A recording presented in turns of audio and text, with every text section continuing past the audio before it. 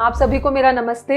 मैं डॉक्टर अंकिता गुप्ता हूँ, पेट और लिवर की स्पेशलिस्ट। पिछले 5 सालों से साउथ दिल्ली ग्रेटर कैलाश इलाके में एक प्रोफेशनल क्लिनिक रन कर रही हूँ।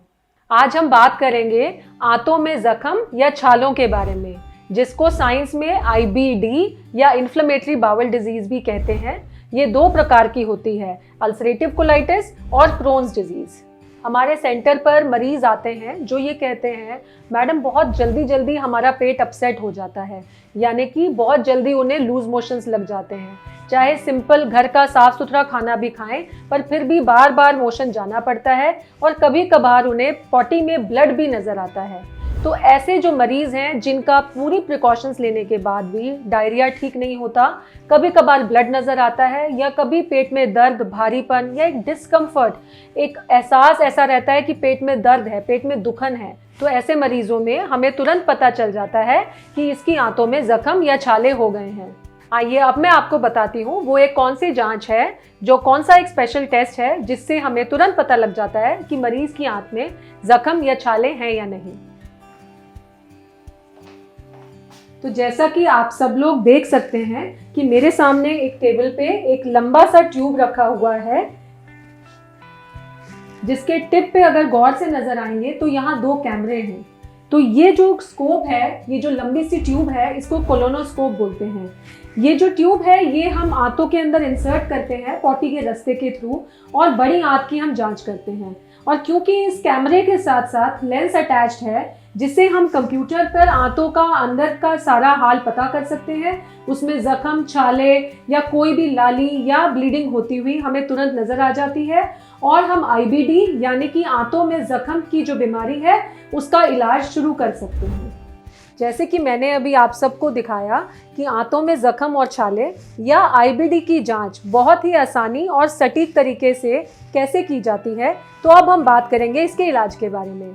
एक बार ये जांच हो जाने के बाद हम ये बता सकते हैं कि ये आंतों में जख्म किस वजह से है, अल्सरेटिव कोलाइटिस या क्रोन्स डिजीज। अब मैं आपको बताऊंगी इसके इलाज से जुड़ी हुई कुछ बातें।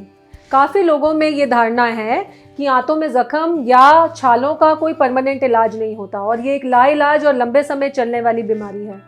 तो प्लीज़ ये बहुत ही बड़ी मिसअंडरस्टैंडिंग और मिसकंसेप्शन है, क्योंकि इस बीमारी का इलाज बहुत ही अच्छे तरीके से पॉसिबल है। तो अब मैं आपको बताऊंगी कि इसका इलाज या ट्रीटमेंट हम कैसे करें।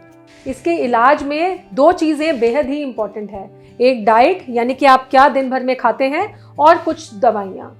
अगर डाइट के बारे में हम बात करें तो क्या चीज़ें खाने से ये आंतों के जख्म जो हैं बहुत जल्दी हील हो जाते हैं। तो क्या इसमें खाना चाहिए? सबसे पहला नंबर है दही और लस्सी, यानी कि छाछ। दही और लस्सी के अंदर बहुत ही हेल्दी बैक्टीरिया होते हैं जो आंतों के जख्म को भरने में बहुत जल्दी मदद करते हैं।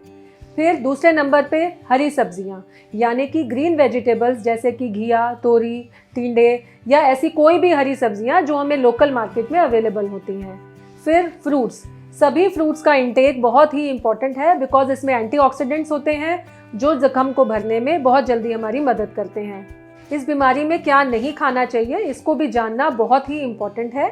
इसमें रेड मीट का इंटेक, दूध जिससे कि डायरिया का बढ़ जाना देखा जाता है, ये नहीं लेना चाहिए। प्रोसेस्ड फूड, यानी कि पहले से बना हुआ खाना, जैसे ब्रेड, बिस्किट या मैदे से बनी हुई कोई भी चीज़ें जैसे बर्गर, पिज्ज़ा या कोई भी वेस्टर्नाइज्ड फूड, इसका इंटेक हमें कम करना चाहिए, क्योंकि उससे आंतों में जख्म जो होते हैं वो भरने में बहुत ज़्यादा टाइम लगता है और बीमारी कई बार बढ़ भी जाती है। एक और इम्पॉर्टेंट चीज़ जिसका आप सबको ध्यान रखना है वो है पेन किलर्स और एंटीबायोटिक का कम से कम इंटेक लेना या उनका इस्तेमाल करना, क्योंकि ये दोनों ही चीज़ें आंतों में जख्म को बढ़ावा देती हैं। डाइट के बाद नंबर आता है दवाइयों का, यानी कि क्या दवाइयाँ इसमें लेनी चाहिए और क्या नहीं लेनी चाहिए। इसके अंदर 2 से 3 कैटेगरीज में हम दवाइयों को डिवाइड करते हैं, जिससे जख्म भर जाते हैं, नए जख्म नहीं बनते हैं, और जो आंतों से ब्लीडिंग हो रही होती है वो तुरंत ही रुक जाती है। काफ़ी डॉक्टर्स, जैसे कि हम भी, इसके अंदर स्टेरॉइड्स का इस्तेमाल कभी कभार करते हैं, लेकिन इम्पॉर्टेंट बात यह है कि स्टेरॉइड्स का ज़्यादा इंटेक करना या ज़्यादा समय तक लेना या हाई डोजेज लेना फ़ायदे की जगह नुकसान कर सकता है। तो स्टेरॉइड्स का इस्तेमाल बहुत ही ध्यान से करना चाहिए। आजकल नए इंजेक्शंस भी आ गए हैं जो महीने में सिर्फ 1 इंजेक्शन या 2 इंजेक्शन की मदद से भी इस तरीके के जख्मों को भरा जाता है, जो बिल्कुल ही सेफ हैं और जिनका बहुत ही लॉन्ग टर्म बेनिफिट्स पेशेंट्स में देखा जाता है। ये बीमारी बहुत लंबे समय के लिए बॉडी में सो जाती है और ये बार बार आपको तंग नहीं करती है। अगर आपको किसी को लगता है कि आप ऐसे किसी सिम्टम से परेशान हैं या आंतों में ज़ख्म कहीं डायग्नोसिस हुआ है, तो प्लीज़ इससे ना घबराएं। ये बिल्कुल ही इलाज के लायक बीमारी है। बहुत ही सिंपल और आसान तरीके से, कई बार सिर्फ डाइट के चेंज करने से और दवाइयाँ बहुत ही कम या ना के बराबर लेने के बाद भी इस बीमारी का इलाज बेहद आसान तरीके से किया जाता है और ज़िंदगी भर के लिए इस बीमारी से छुटकारा भी पाया जा सकता है। अगर आपको लगता है कि आईबीडी या आंतों में ज़ख्म से रिलेटेड आपका कोई क्वेश्चन है या हमारी मदद किसी भी फॉर्म में चाहते हैं, तो नीचे दिए हुए नंबर पे, जो कि मेरा पर्सनल नंबर भी है, उस पर आप हमें कांटेक्ट कर सकते हैं। जो व्यूअर्स हमारे दिल्ली से बाहर हैं या जो क्लिनिक पर नहीं आ सकते, वो वीडियो कंसल्टेशन के रूट के थ्रू भी मुझसे कांटेक्ट कर सकते हैं और हम अपनी पूरी कोशिश करेंगे कि इस बीमारी का इलाज करके आपको एक हेल्दी लाइफ प्रोवाइड करें। Thank you.